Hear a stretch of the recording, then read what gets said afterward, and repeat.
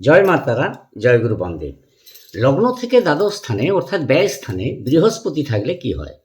দ্বাদশে বৃহস্পতির অবস্থানে জাতক জাতিকার আধ্যাত্মিকতা, আত্মকেন্দ্রিক ও একাকিত্বে আনন্দ অনুভব করবেন এবং এদের মধ্যে উচ্চতর জ্ঞান লাভ করার এবং রহস্যবাদের প্রতি একটা বিশেষভাবে আগ্রহ থাকবে।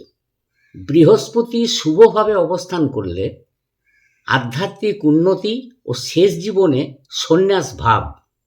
জাতক একা সময় কাটাতে এবং নিজের মধ্যে নিমগ্ন রাখতে পছন্দ করবেন বেশি।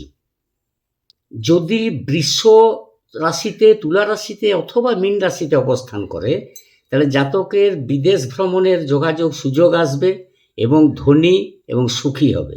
তোমাদের পাশে আছি, সকলে ভালো থেকো। আমার ভিডিও ভালো লাগলে পাশে থেকো। রাধা রাধা।